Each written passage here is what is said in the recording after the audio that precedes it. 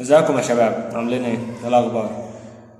بص يا باشا، ازاي تحسب النسبة اللي المفروض تدخلها لجسمك من البروتين يوميا وتستفاد منها اقصى استفادة؟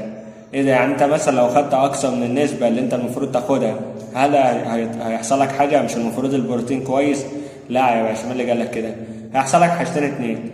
البروتين الزيادة ده يا اما يتحول لدهون يا اما ينزل في الفضلات، وطبعا لو نزل كده فانت كده بترمي فلوسك في تمام. فاحنا مش عايزين كده، احنا عايزين اقل تكلفه واقصى استفاده. طيب تحسبها ازاي؟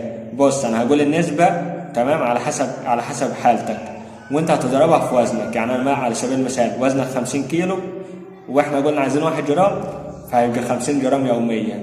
تمام، ولا تزيد عنهم ولا تقل عنهم. طيب لو انت واحد مش بتروح الجيم اصلا ومجدع كده ومفيش اي نيله، هتعمل ايه؟ هتاخد من 8 من 10 جرام لواحد جرام لكل كيلو. تمام، هتضربها في وزنك يعني، يبقى من 8 من 10 لواحد جرام. ويلا اعمل لايك، ماشي؟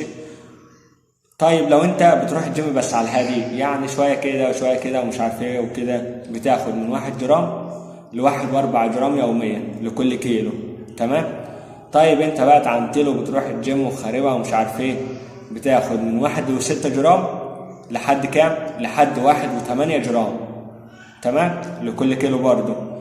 طيب انت بقى بتلعب كارديو وبتروح الجيم وتشيل حديد وتتنطط في الجيم وتعمل هيصة وزنبليطة في الجيم كده وتتنطط، فهتاخد كام؟ من 1.8 جرام ل2 جرام لكل كيلو. تمام، ما ينفعش تزيد عن النسبة عشان ما يتحولوش لدهون او يجوا. تمام، هو ده بس. يعني هتحسبها زي ما انت كده.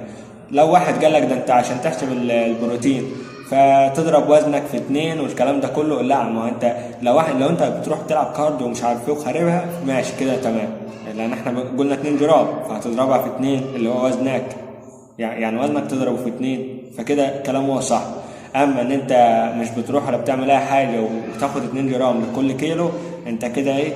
هتتخن اكتر ما انت تخنان اصلا، وهتبهدل الدنيا اكتر. تمام، فاحنا مش عايزين كده. طيب ايه الحاجه المهمه برضو المفروض تعملها في الجيم؟ اشرب ميه. انت بص، ابسط حاجه جنبك ميه، اتمرن واشرب، اتمرن واشرب، اتمرن واشرب، دوس في الميه يا باشا عادي. تمام. طيب هل ده هيأثر عليك؟ لا والله مش هيأثر ولا يعمل اي حاجه. دوس في الميه عادي، ما تخافش.